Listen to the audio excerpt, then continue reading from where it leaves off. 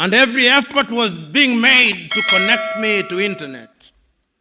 And all those efforts failed. Why? Because we are in an era of the Internet of Things. We are in an era of nanotechnology. It cannot be right that in Africa's largest economy, in Nigeria, I do not have internet at an institution that deals with security. You get the point that I'm trying to make? The country itself is a mess.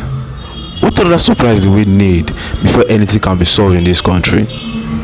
A country where its citizens are hungry, the citizens are suffering, but the president is in another man's country, chilling and enjoying himself. What do we need before we know that these people doesn't care? They don't even know how we are feeling. They don't know how we are feeling. I think we just stay connected to the very end of this video. There's a lot I'm about to show you. I'll be back. See you soon. Welcome to LAJUPOG TV show. The whole of crime scene is happening in the street again. The center of political news, celebrity gossip, religious gossip, and happiness in the society. Join us, the voice of Africa. Hello ladies and gentlemen, welcome back to LAJUPOG TV show.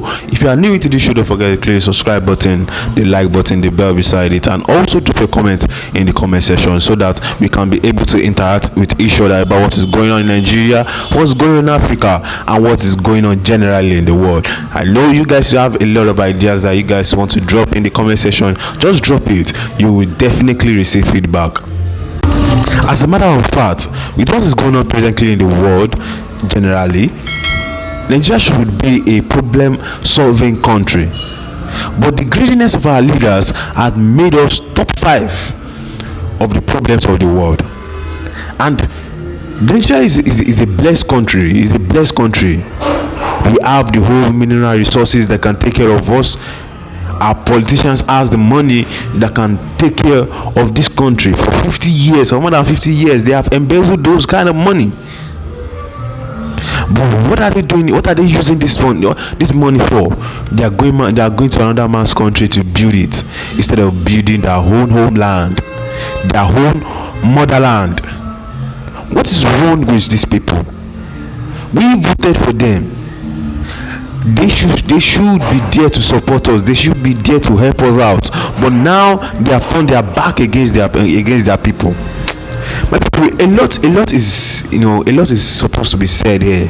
But I just want you guys to listen to what Lumumba has to say about what is going on in Nigeria presently. And I would love you guys to drop your comments in the comment section, because when you drop your comment in the comment section, we'll be able to know that you are interested in watching the video. My people, I'll be back. See you soon. Today, we are in a crisis. And I'm suggesting that part of our crisis is not only the colonial, but the post-colonial. And as I speak now, what is undermining our development is that there is a new scramble for Africa. The new scramble for Africa is a little bit more different. It is not, they will allow us to have our leaders. We'll elect our presidents. We'll elect our governors. We'll have our ministers. That will happen, but they are not bothered. After we have elected them, you'll then see them sending their arrows ahead. You'll see Bill Gates come and meet your president. You'll see Tony Blair come and meet your president. You'll see Macron come and meet your president. You'll see all of them. And then they will never admit, but they'll be told, if you want money in agriculture, behave this way. If you want money in this area, behave this way. They will never tell that to the Chinese. They will never tell that to the Indians. They will never tell that to the Vietnamese. They will never tell that to the Koreans. But in Africa, they tell us. That is why, as I speak to you now, under this new scramble, the IMF and the World Bank are back, telling you who to hire in your universities, what to sell and what not to sell. It is a sad situation. So today, as I look at Africa in that new scramble, the Chinese are here. I hope that this institution was not built by the Chinese.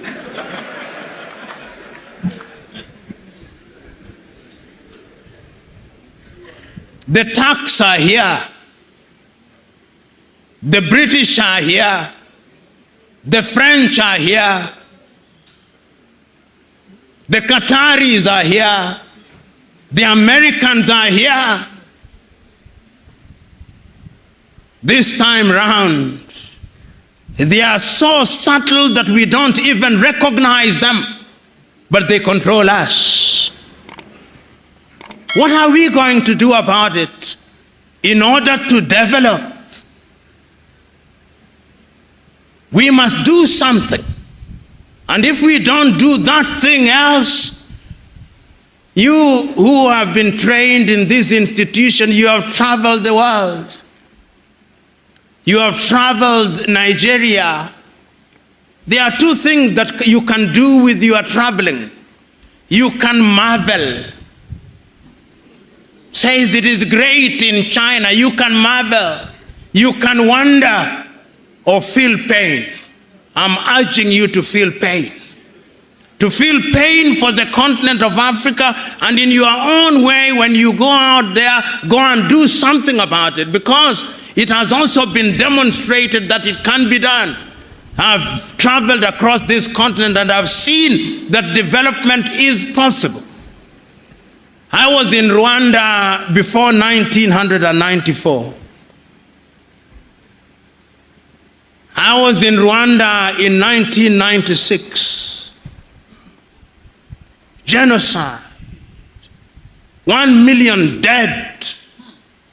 Its obituary written. Will never rise, they said. You go to Rwanda now. They are demonstrating that it can be done. Go to Kigali now. See what they are doing in the health sector in their own small way. See how they are collaborating in the area of mobile telephony in their own small way. It can be done.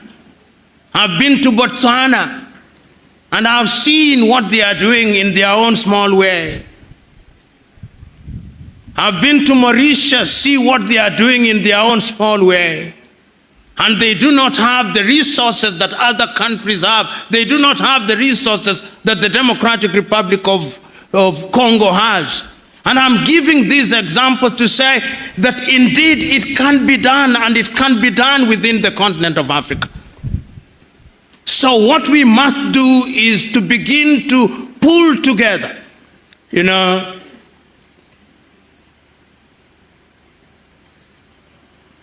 As I've been sitting and listening, I was also struggling to have internet in this room. And every effort was being made to connect me to internet. And all those efforts failed. Why? Because we are in an era of the Internet of Things. We are in an era of nanotechnology.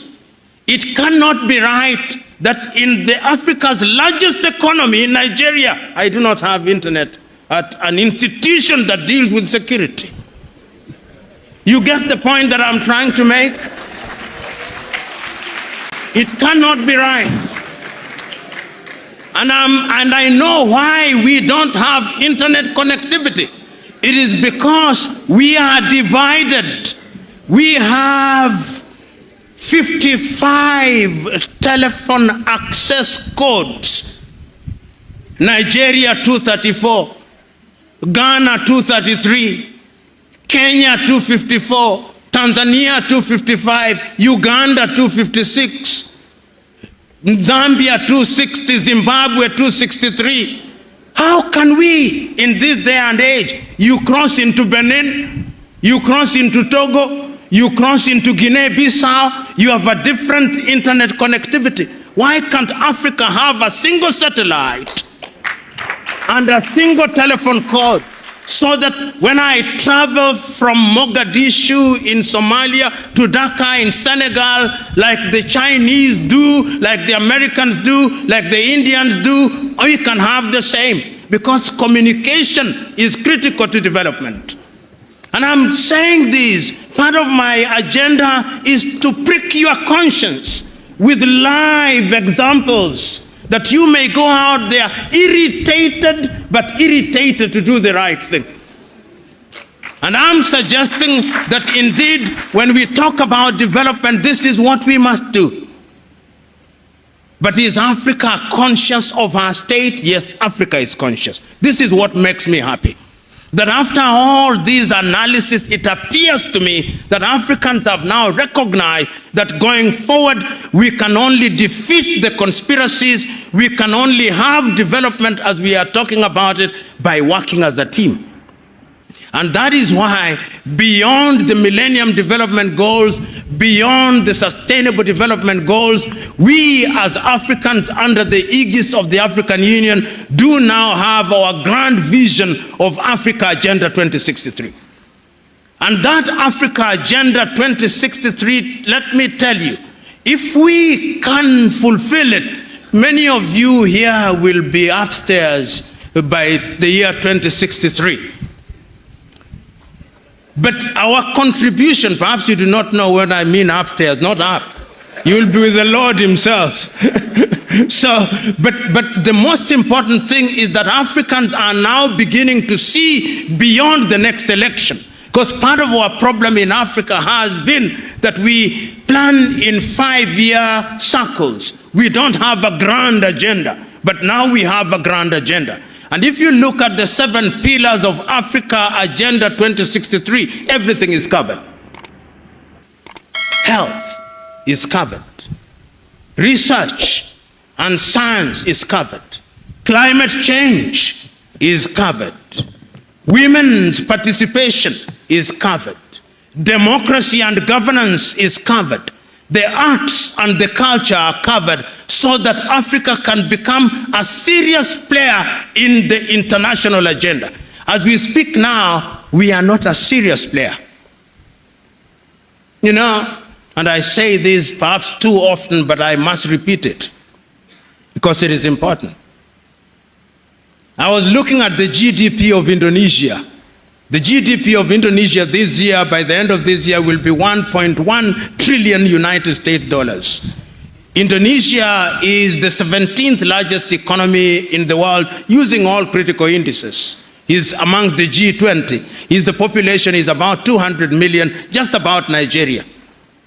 Nigeria is a GDP give and take at the very best of 550 billion United States dollars. I'm looking at the power generation in Nigeria. At the very best, you generate about 17,000 megawatts. You lose about half of it, so that what goes into the grid is no more than 8,000 to 7,500 megawatts into your GDP. You are the biggest economy in the world. If you look at Iran, Iran generates 75,000 megawatts. So when we talk about industrialization, we are not even close to industrialization. Look at the diversity of power generation that you have. Most of it is hydro.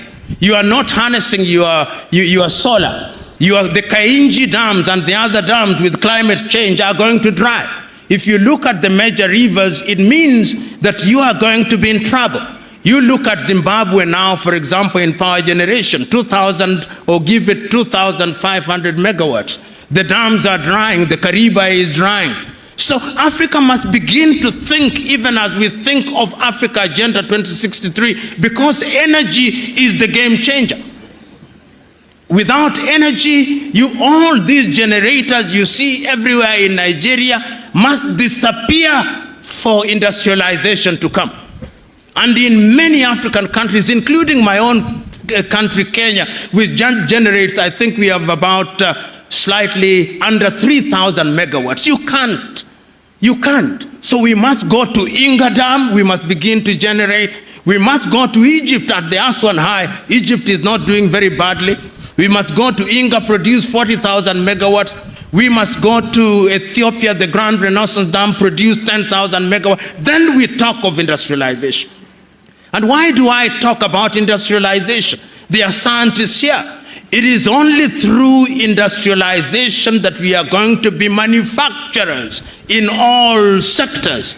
As it is now, 80% of what we consume in manufactured goods are from China. If China closes shop, we are dead. We are dead. So I'm thinking that Africa Agenda 2063 is a good thing, but we must work at it. I'm thinking that Africa Continental Free Trade Area is a good thing. Launched with its secretariat in Accra, Ghana, a good thing. But how are we going to trade? How are we going to get somebody to drive a truck from Accra, Ghana to Juba or to Asmara in Eritrea without peace and security? So you can also see that peace and security is at the very heart of it. In the United States of America, and many of you are familiar, you can drive a truck from Florida through to Alberta in Canada, and it is safe. The roads are good, the security is there. I'm saying, therefore, that as we talk about development, we must think about development in a very comprehensive manner. We must ask ourselves how we govern. And I want to conclude my presentation to you by telling you that Africa must be very careful. We must be very careful because of lack of resources in Africa. I'm beginning to hear things that worry me. And because I'm a keen student of what is happening in Africa, I'm getting worried on a daily basis. The forces that divide us, the belief by many people in Africa that if we separated from our current countries, we would be better. It is beginning to happen. It is happening here in Nigeria. It is happening. I saw a letter last week addressed to the president of Zambia by a people in Zambia called Baroseland. And they are telling President Hakainde Hichilema that you remember in 1964 we had an agreement with the Lusaka government that the time has now come for Baroseland to become an independent country. Can you believe it? I hear people in Namibia saying, do you remember that there was a strip called the Caprivi Strip? I hear people in Ghana saying that you remember that in the Volta region we had a different country. I hear people in Zimbabwe saying that there should be a country called Mtuakazi. I hear people in South Africa, the South Africans, saying that we should have a separate country in the Western Cape. I hear people in Ethiopia saying we should have Tigray and Oromo. The centrifugal forces are there. And the only way to bring them in is to create a sense of belongingness. The people must feel that they are part of it. I remember the words of John Garang of South Sudan when he spoke in Khartoum. He told the Numeri government, we do not want to create a separate state, but make unity attractive. Make unity attractive, make Sudan attractive, make Khartoum attractive, because if you don't make it attractive, we will separate, and that will make us weaker. And I'm saying this because of this thing we call democracy. Democracy demands that people have a sense of belonging and that they believe that the country in which they live represents their interests, and that deliberate efforts are being made in that regard. So, fellow Africans, I'm one who believes that this continent has a contribution to make. There is not a continent today that has the natural resources that this continent has. Not one. There is not a continent today that has a population as young as ours, which could be a resource. There is not a continent. There is not a continent today that has the resources in different diverse ways which can be harnessed. With a population of 1.4 billion, we are a potential market. But we must also warn ourselves. I am aware that you are talking about climate change. It is only through unity, therefore, that we can fight all these. Our rivers are drying. Lake Chad has shrunk by nearly 1/3. The rivers are drying. The climate is changing. The Sahara is coming down south. The rivers down are drying or getting polluted. Our farms are not yielding the way they were yielding before. Our seeds are being destroyed. Our young men and women are running away. And remember, the Germans are now saying, we want young people. The Canadians are saying, we want young people. We are in danger. You who have been trained in this institution, now go back to your countries and tell your countries that yes, there is a conspiracy against the continent of Africa, but the human relationship, is it not about conspiracy? Even in families, are there not conspiracies? Is it not our duty to fight and defeat those conspiracies so that that is no longer an excuse? Go out there and say that we have the possibilities, and that these possibilities require and demand that we look at Africa as a total whole. Go out there in your little ways and make your contribution. The 78 of you who are graduating here today, I'm suggesting to you that development must start with you. Go back and let in every institution where you are, let it be said that since he came back from NISS, he or she is different. He is different in a positive way. And all of us who are here, whether we are politicians or academics and in different sectors, let us go out there having made a solemn vow that Africa must do it. If you can't do it for yourself, ask yourself which Nigeria you want to bequeath to your children and your children's children. You are here, maximum 40 years, you will have gone upstairs. But after 40 years, in which kind of country will you want your children to be? This is the question. It is not about you and me. It is about them. This is intergenerational. Africa must change. Africa can change, and it can only change if we change our minds. And our minds we must change. Ladies and gentlemen, thank you very much, and God bless. Believe me, if you have men like Lumumba in this country, I know that a lot of things will have changed. But unfortunately, we have a lot of greedy leaders, a lot of them in this country. Well, there's nothing we can do about that.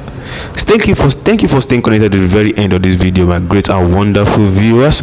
I know that you guys will be anxious to drop your comments after the sermon that Paulo Lumumba has given us to us. We have seen the issue, we have seen the way forward. What is your idea? What do you think we can do? Before I give the closing remark, I just want you to drop your comments in the comment section, click the like button, click the bell beside it, and don't forget, subscribe, so that we can be able to interact with each other. You can give your ideas, and a lot of things can come from you. The last question Paulo Lumumba asked was that, is this the country you want for your children? Is this the country you want for your children? We have to work for our future. We have to, fight together to build a future for our children and children to come. Because if Nigeria continues like this, it's going to be worse during their time. It's going to be extremely worse during their time. Back in 1960, back in the 90s, our parents used to say that, Nigeria was better, far better. But coming down coming down the line, you can see that Nigeria is going disintegrating. The goodness of Nigeria is disintegrating. We can't even call ourselves the giant of Africa no more. So which country do you want for your children? Which country do you want for your children? Will you fight for it, or you are going to look? You're just going to sit down and look the country going to a waste like that? My people, don't forget to always click the subscribe button, the like button, the bell beside it, and drop a comment in the comment section so that we can be able to interact with each other. That is very, very, very important. And always have a blessed day.